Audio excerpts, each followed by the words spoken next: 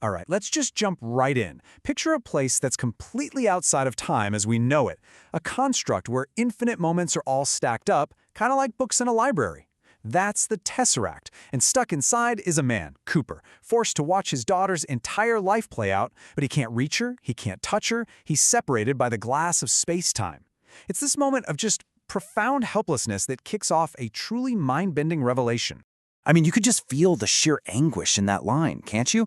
Cooper isn't just watching from the sidelines, he's a ghost haunting his own past, desperately rattling the chains of causality, but completely unable to break them. He calls it a prison of perspective, and honestly, from where he's standing, it's the perfect description. He has all this knowledge, he can see the future, but he has absolutely zero power to change the past. And there it is. That's the question that changes everything, isn't it? What if this prison, this trap, isn't what it seems to be?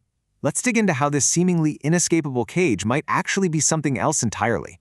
So, first, let's really get into the weeds of Cooper's dilemma. For him, the Tesseract isn't just a physical place. It's this constant, agonizing reminder of just how powerless he is. Now, this is where it gets really interesting. You've got this incredible contrast. On one hand, there's Cooper's raw, human, gut-wrenching reaction, this is a prison. But then you have his AI companion, Tars, with his cold, detached, logical analysis. It's a construct. It's a piece of engineering. And that difference is everything. Is it a cell or is it a tool? This right here is the philosophical core of Cooper's frustration. He's surrounded by this infinite library of his daughter's life, every single moment, but he can't turn a page, he can't whisper a word to her. It's the seeming pointlessness of it all that's driving him to despair. And it's a really powerful question that just hangs over everything. Well, until the rules of the game suddenly, and I mean suddenly, change. And this is where things get truly bizarre. Right when Cooper's frustration is at its absolute peak, something impossible happens, an event that completely defies the physics of this place. Just listen to how Tars describes that. It's not just that things stopped moving around. No, time itself, the actual flow of cause and effect, has just hit a universal pause button. This isn't just silence. It's a deep, absolute stillness, something that really shouldn't even be possible. And out of this perfect, impossible stillness, a being appears. Now, it doesn't walk through a door or teleport in with a flash of light. It coalesces. It forms right out of the fabric of space-time. This being, the flute bearer, doesn't just arrive in the Tesseract. It feels like it emerges from it. Cooper's first thought, and probably ours too, is that this has to be the creator, right? The architect of this whole thing. But the answer he gets is so much more complex, and it completely redefines what power even means. It's the natural question to ask. Did you build this place?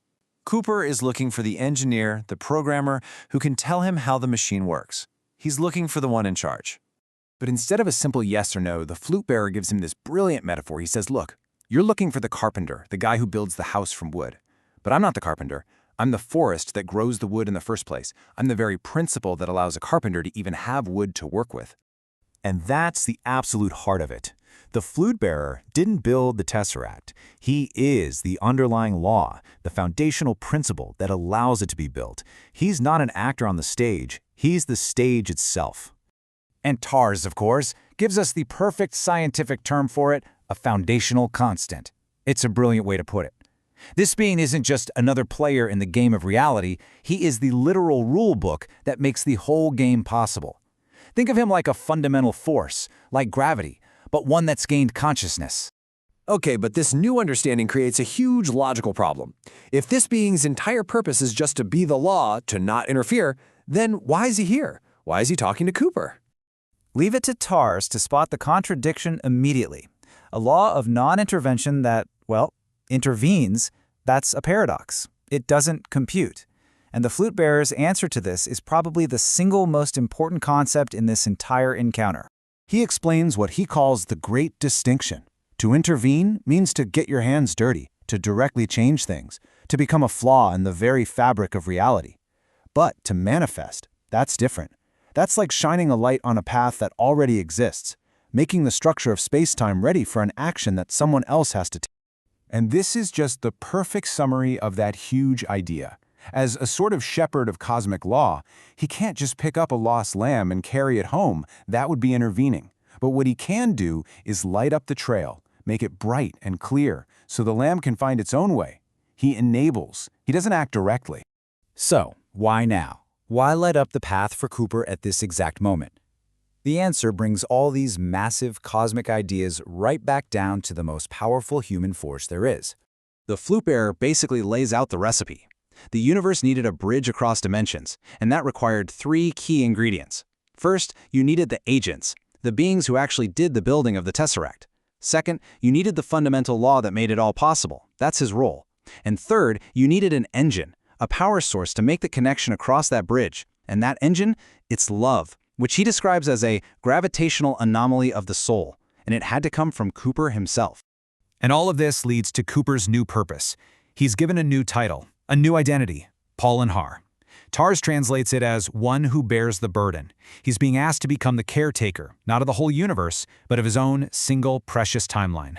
This is his call to action. It completely transforms him from a prisoner into a guardian. His entire perspective shifts from, what can I possibly do, where the answer was nothing, to, what must I do, where the answer is now everything.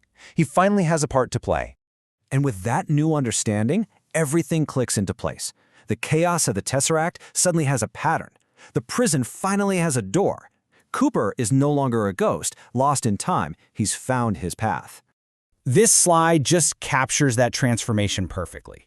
He started this journey as a frantic, powerless ghost. By the end, he's a shepherd, humbled by the scale of the cosmos, sure, but absolutely determined to play his part.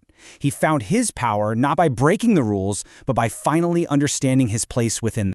So we end on this final, really profound thought. The flute bearer called himself the silence between the notes, the thing that makes music possible in the first place. It's a question about creation itself. The real power isn't always about what you do.